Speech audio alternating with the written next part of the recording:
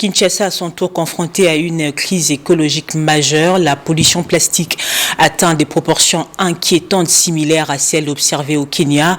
Dans une projection débat tenue à l'université de Kinshasa, Greenpeace a alerté sur l'ampleur des dégâts et appelé le gouvernement à agir d'urgence.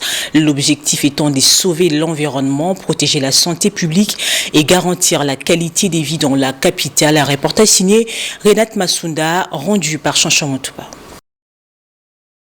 Cette conférence a mis en lumière des images saisissantes de la pollution plastique au Kenya, de scènes qui font tristement écho à la réalité quotidienne des rues, des caniveaux et cours d'eau de la capitale congolaise Kinshasa. Ces fléaux, qualifiés de désastres écologiques, a des conséquences directes et dramatiques, à savoir des crises environnementales, une augmentation de risques sanitaires et une détérioration globale du cadre de vie. Pour le représentant du ministère provincial de l'Environnement empêché, Jean-Claude Mouissa a souligné l'importance de l'assainissement comme véritable moteur du développement durable. L'amélioration de la gouvernance environnementale, la responsabilisation des acteurs de terrain et l'implication des citoyens sont au cœur de cette dynamique. Nous devons donc aligner nos efforts avec ambition claire face de la salubrité et de la protection de l'environnement, une priorité collective et une responsabilité partagée. L'organisation internationale Greenpeace a pour sa part invité le gouvernement congolais à prendre des mesures contraignantes pour limiter drastiquement l'usage du plastique en RDC.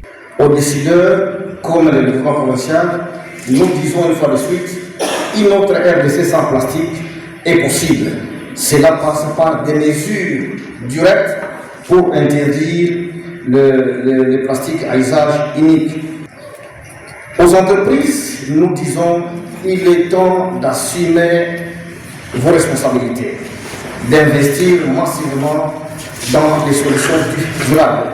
La journée ne s'est pas limitée à un simple cri d'alarme, mais elle a aussi été l'occasion d'échanges constructifs entre divers acteurs de la société congolaise. Le projet novateur du professeur Emmanuel Biey a retenu l'attention des étudiants.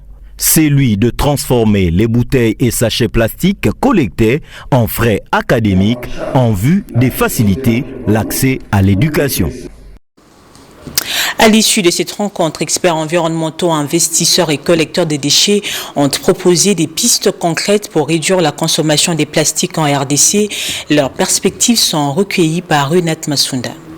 Nous comptons après ici faire un mémorandum pour faire un plaidoyer au gouvernement provincial pour interdire l'usage des plastiques, donc des plastiques à usage unique.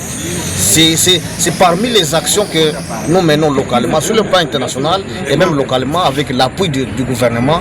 Nous